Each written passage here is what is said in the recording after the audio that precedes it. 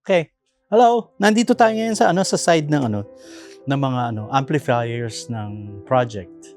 Mga very compact sized amplifiers.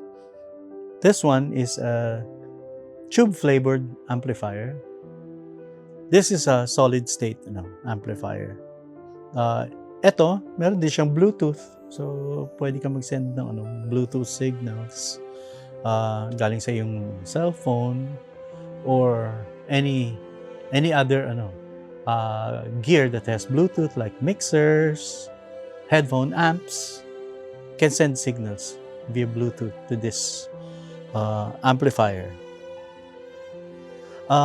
Meron din at the back na mga connections like phono.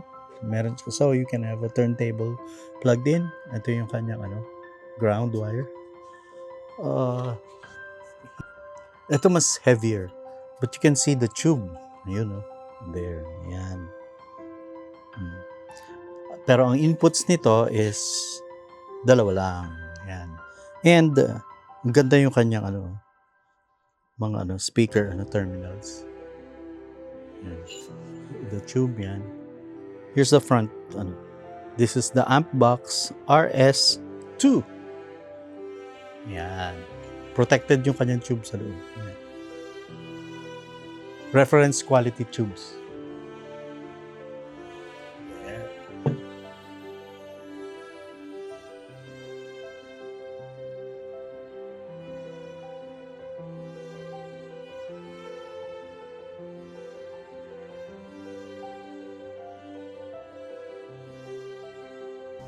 There's a difference between the two Yung sound niya actually is if you want to play jazz, I would rather go for a solid state.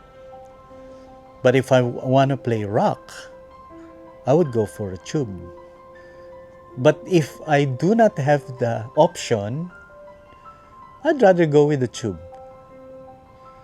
Kasi with a tube, like for example this, di ba? Isa lang ang input niya.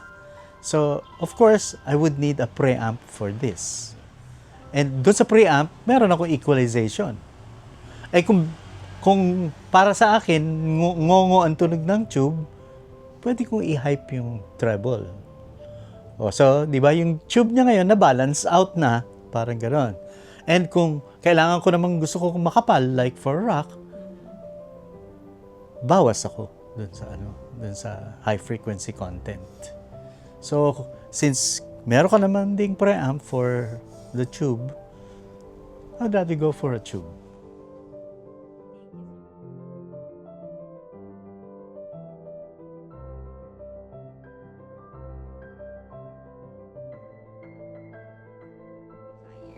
Okay, it's always power.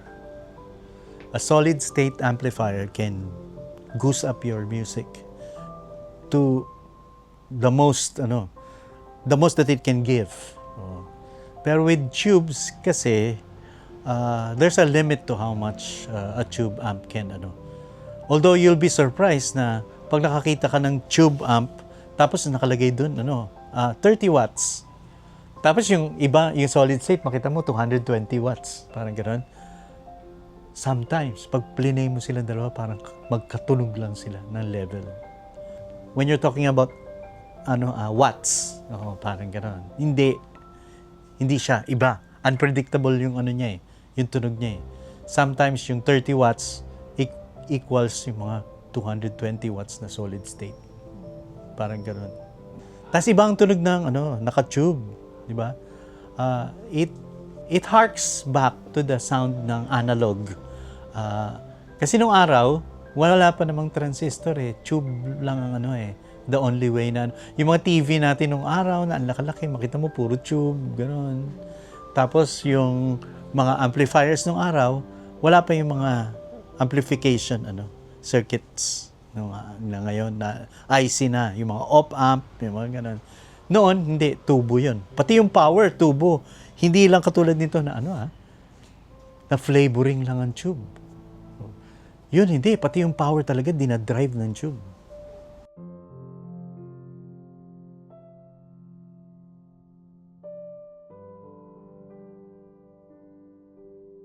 Ako, actually, parang mas gusto ko ang tunog na solid state dahil transparent siya.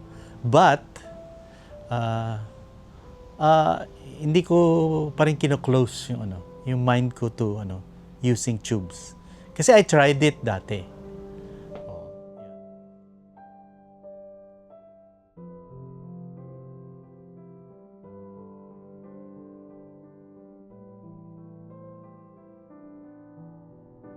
okay.